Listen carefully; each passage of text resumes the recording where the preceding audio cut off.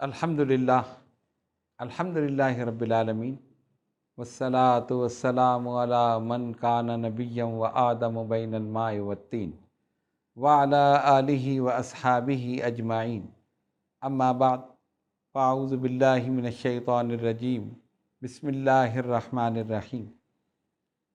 رمضان المبارک کی طاق راتوں میں سے آج 25ویں شب ہے۔ ہو سکتا ہے کہ آج ہی شب قدر ہو۔ ہمیں یہ چاہیے کہ ان تمام راتوں کو عبادت و ریاضت میں گزاریں اور اپنے گناہوں کی معافی مانگنے میں ہم ان راتوں کو گزاریں۔ انسان بڑا ناشکرا ہے۔ اللہ تعالیٰ نے کتنی نعمتیں اسے عطا کی ہیں، لیکن اگر ہر سانس میں بھی اس کا شکر ادا کیا جائے تو کم ہے۔ اب مثال کے طور پر آپ یہ دیکھیں کہ جب انسان سکون سے ہوتا ہے تو کبھی اس کے سامنے نہیں جھکتا، اور جب کوئی مصیبت پریشانی ہو تو پھر توبہ و استغفار اور اس کے سامنے گناہوں کی معافی، یہ ساری چیزیں کرتا ہے۔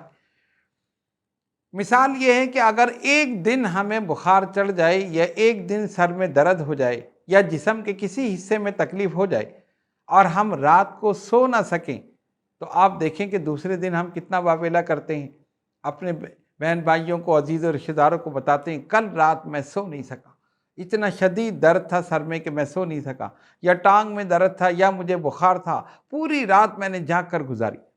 ایک رات اگر انسان نہ سوئے تو دوسرے دن شکوہ شکایت۔ اور کبھی غور کیا کہ اس سے پہلے جو پورے مہینے یا 6 مہینے تم سوتے رہے کہ آرام سے لیٹے اور فوراً نیند آ گئی، اس کا شکر نہیں؟ اس کا بھی تو شکر ادا کرنا چاہیے، اس لیے کہ نیند اللہ تعالیٰ کی ایک نعمت ہے۔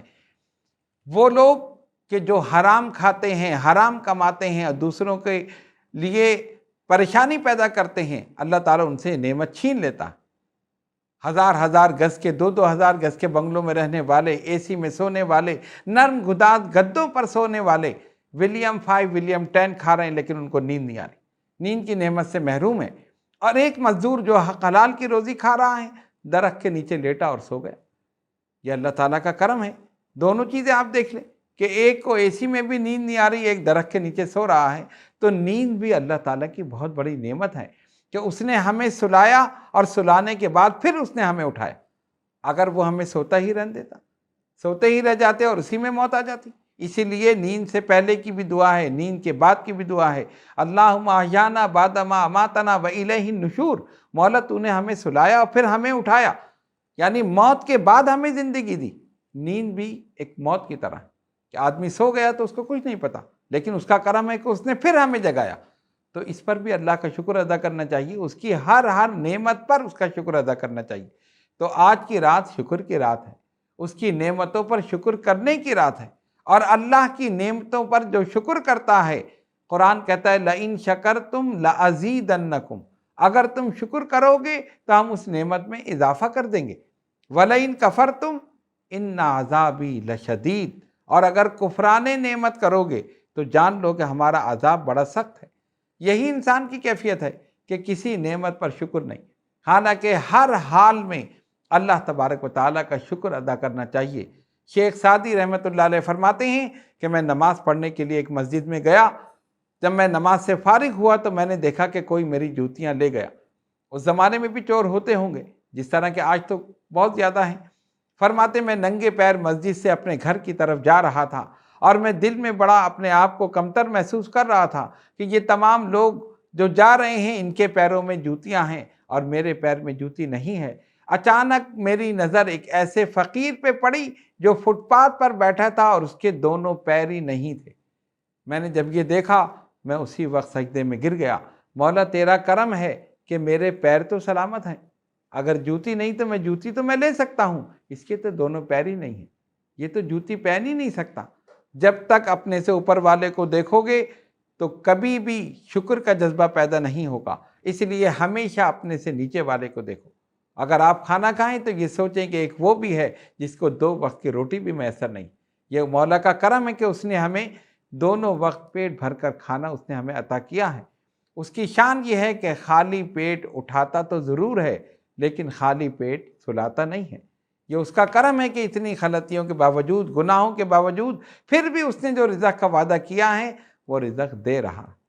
میرے بزرگوں اور دوستوں، ہمیں یہ چاہیے کہ ان مقدس راتوں میں اللہ تبارک و تعالیٰ کی نعمتوں کا شکر ادا کریں، اور نعمتوں کے شکر ادا کرنے کا سب سے اچھا طریقہ یہی ہے کہ اس کی نعمت کو اس کے حکم کے مطابق استعمال کریں، حکم کے خلاف استعمال نہ کریں۔ جو جو نعمتیں اس نے ہمیں عطا کی ہیں، جیسا اس نے حکم دیا ہے اسی کے مطابق ان نعمتوں کو استعمال کریں۔ اس نے آنکھ ہمیں دی تو آنکھ وہی دیکھے جو خدا چاہتا ہے، کان وہی سنے جو خدا چاہتا ہے، زبان وہی بولے جو خدا چاہتا ہے، اور ہاتھ اسی طرف بڑھیں جو خدا چاہتا ہے، پیر اسی راستے کی طرف جائیں جو خدا چاہتا ہے۔ خدا چاہتا ہے آنکھ حرام نہ دیکھے، وہ چاہتا ہے کان حرام نہ سنے، وہ چاہتا ہے کہ زبان لقمہ حرام نہ کھائے، وہ چاہتا ہے کہ ہاتھ حرام کی طرف نہ بڑھے، وہ چاہتا ہے کہ غلط راستے کی طرف تمہارے قدم نہ بڑھیں۔ جب اس طرح ہم اپنی زندگی گزاریں گے تو انشاءاللہ اس دنیا میں بھی کامیاب رہیں گے اور آخرت میں بھی کامیاب رہیں گے۔ آج کی یہ مبارک اور مقدس رات اللہ تبارک و تعالیٰ سے اپنے گناہوں کی معافی مانگنے کی رات ہے، اس کی نعمتوں پر شکر ادا کرنے کی رات ہے، اور سچے دل سے اگر آپ شکر ادا کریں گے اس کی رحمت سے امید ہے۔ اور حدیث شریف میں بھی یہی آیا کہ جو سچے دل سے توبہ کرتا ہے، خالق کائنات اس کے اگلے پچھلے سب گناہوں کو معاف فرما دیتا ہے۔ اللہ تبارک و تعالی ہم سب کو اس کی نعمتوں پر شکر کرنے کی توفیق عطا فرمائے، اپنے گناہوں پر سچے دل سے معافی مانگنے کی توفیق عطا فرمائے۔ وآخر دعوانا ان الحمد للہ رب العالمین۔